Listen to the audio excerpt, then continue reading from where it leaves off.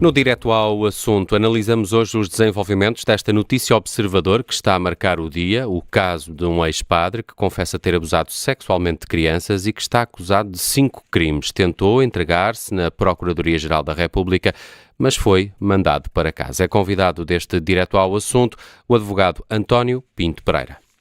Bem-vindo, António Pinto Pereira. O Ministério Público veio emitir uma nota dizendo que era inviável deter este padre porque não há mandado de detenção nacional ou internacional.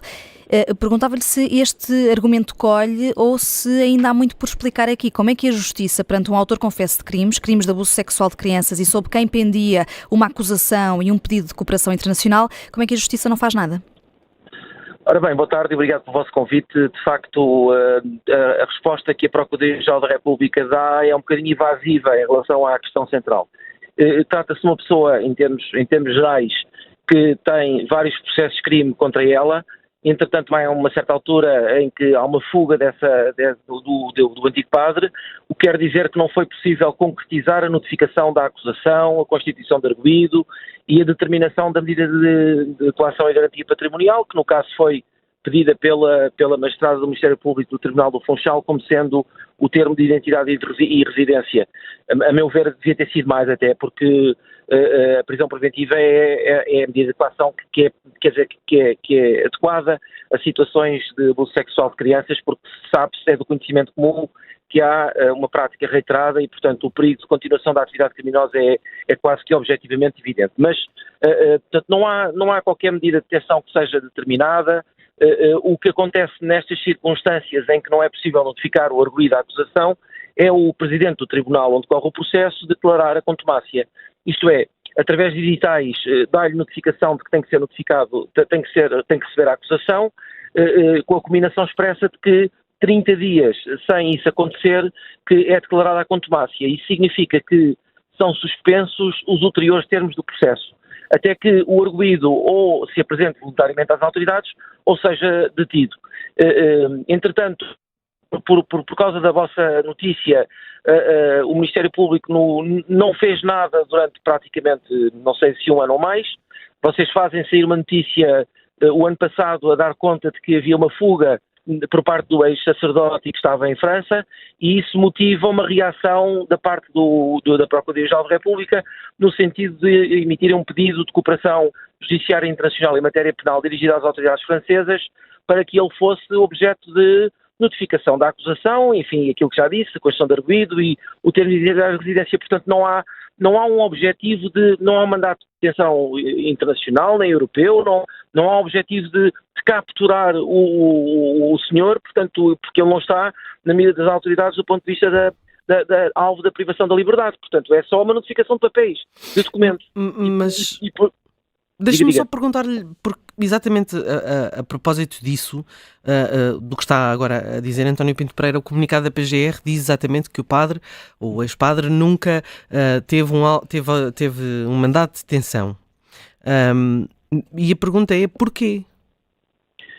Bom, eu acho que deveria ter tido uma medida privativa da liberdade, por causa da natureza do crime e pelo facto de ter praticado várias vezes vários tipos de crimes e no âmbito da Madeira, aliás, com a conivência do bispo que estava na altura em funções no arquipélago da Madeira, que o que fazia, ao invés de eventualmente até enviar nota dos acontecimentos para o Ministério Público e com a vista à abertura de processos de crime, ou mesmo suspender ou expulsar o sacerdote em causa, o que fazia era mudá-lo de terra.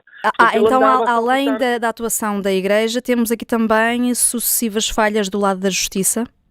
Não, claro, sucessivas falhas do lado da Justiça, porque devia ter sido determinada a medida de prisão preventiva, acho eu. Mas não tendo sido, evidentemente que ele não pode pedir para ser preso se não há nenhum processo onde se pretenda a prisão do senhor. Ele não pode dizer, olha, prendam-me, ou os advogados vão lá à Procuradoria-Geral da República a dizer para o prenderem, que é essa a interpretação que a Procuradoria-Geral transmite cá para fora. Evidentemente que a Procuradoria-Geral da República não é uma esquadra de polícia, Quer dizer, não há lá algemas, não há lá polícias, quer dizer, não é o local apropriado para as pessoas serem privadas da sua liberdade, em cumprimento de processos judiciais ou não. Isso Mas, é evidente. mas os advogados o que disseram é que não faz sentido ir a um órgão de polícia criminal, e por isso é que foram à Procuradoria, porque a investigação, o caso já não está em investigação. Bom, o caso não está em investigação, mas está na fase de inquérito, não é? O processo não passou do inquérito. Porque se a partir do momento em que não há notificação da acusação, não se passa para a fase seguinte. A fase seguinte seria a abertura da instrução, só pode ser requerida pelo arguido quando o arguido receber a notificação da acusação. Então, neste caso... Portanto, formalmente o processo não está nem em instrução nem em julgamento. Quer dizer que está em está inquérito. no limbo. É uma falsa questão. Não há limbo nenhum. Não, formalmente,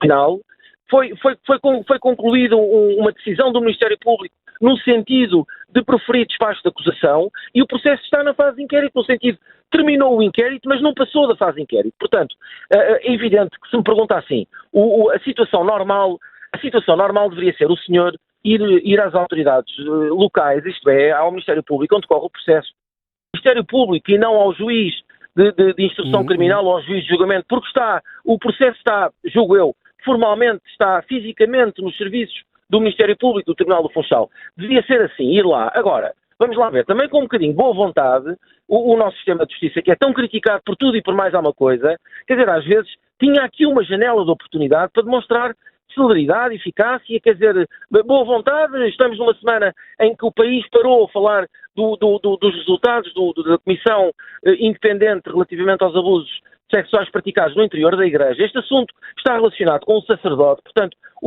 a vossa investigação é mais do que oportuna em cair neste momento na mesa dos acontecimentos e, portanto, a Procuradoria-Geral da República o que podia ter feito era, ora, só um momento, não era mandar o senhor para o Gabinete de Documentação e Direito Comparado para concluir que é um processo de cooperação judiciária internacional e depois a seguir mandá-lo outra vez para a sede da Procuradoria-Geral e depois dali mandá-lo para a Madeira, ou vai para a França ou vai para a Madeira, mas o homem está em Lisboa. Portanto, com um bocadinho de boa vontade, quer dizer, acionavam-se os meios de comunicação entre os magistrados do Ministério Público de Lisboa, da Procuradoria-Geral, que é o órgão que tutela, é o superior hierárquico máximo do Ministério Público. Comunicar com os serviços do Ministério Público do Funchal, quer dizer, com um telefonema simples. Isto é um telefonema. É um telefonema. Mas tudo isto não seria já antecipável pelo advogado desta pessoa? Ele não sabia que isto iria acontecer desta forma, porque vemos-lo também a responsabilizar a Justiça, dizendo fica difícil para um advogado e para o seu constituinte colaborar com a Justiça quando a Justiça não quer colaborar. Parece que esse era o objetivo, era de passar essa... Não, espera, antes de ir ao objetivo do advogado, que eu desconheço por completo, nem conheço pessoalmente o advogado, portanto não posso comentar o objetivo do advogado, quer dizer, não sei se seria o objetivo de criar uma confusão lá na Procuradoria-Geral da República, porque este assunto julgo que nunca se colocou. Mas se não há limbo nenhum, como estava aqui a referir, o advogado à partida teria então de perceber que isto iria acontecer. Não, quer dizer, eu não sei, olha, se eu fosse o Procurador-Geral da República, tinha recebido o ex-sacerdote e o advogado, ou os advogados, e tinha feito um brilharete, quer dizer, tinha só um momento que eu vou já tratar do assunto. E comunicava com a Secretaria do Tribunal do Funchal, a papelada vinha, a notificação da acusação é a impressão da documentação e entregá-la formalmente ao senhor, e ele assina um termo de recebimento, e a seguir a constituição de arguido e o termo de identidade de residência, que são dois documentos que já estão feitos. Era só eventualmente atualizar as datas e pôr lá o nome do senhor. Isto era uma coisa que se fazia rapidamente. Claro que me diz assim, o procedimento normal devia ser no Tribunal do Funchal, devia. Mas que a Procuradoria-Geral da República não tem manifestamente competência para resolver um problema desta dimensão tão pequena, quer dizer, parece-me que tem. Parece-me que tem, tudo é com boa vontade, se resolvem as coisas e os cidadãos deste país pagam impostos e que muitas vezes não têm as respostas que são para eles compreensíveis relativamente às deficiências enormes de funcionamento dos tribunais, tinham aqui uma oportunidade para dizer, olha, afinal de contas, as coisas às vezes funcionam, com boa vontade. E já olhámos aqui, portanto, para aquilo que falhou, que poderia também ter sido de maneira diferente, e olhando agora para o que aí vem, António Pinto Pereira, o que é que vai acontecer agora? Bom, agora o que vai acontecer é, o senhor continua formalmente em parte incerta, porque uma vez que não foi constituído o termo de identidade e residência, as autoridades continuam sem saber onde é que ele se encontra. Portanto, se ele quiser continuar em fuga, se não quiser aparecer mais, não aparece mais. E é realmente anedótico que uma pessoa que está evadida ao funcionamento da justiça e que pretende colaborar e a dizer eu estou aqui, pretendo enfrentar o sistema e reconhecer a minha culpa e colaborar no que estiver ao meu alcance, de repente fecham-lhe as portas todas como? Quer dizer, não é expectável. O que é expectável é perseguir criminosos.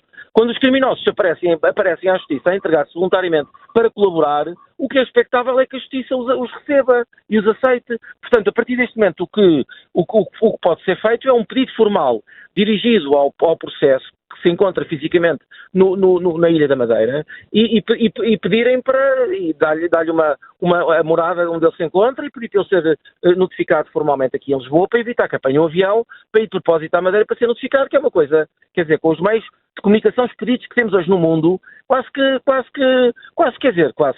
ridícula, não é? Não há outra expressão.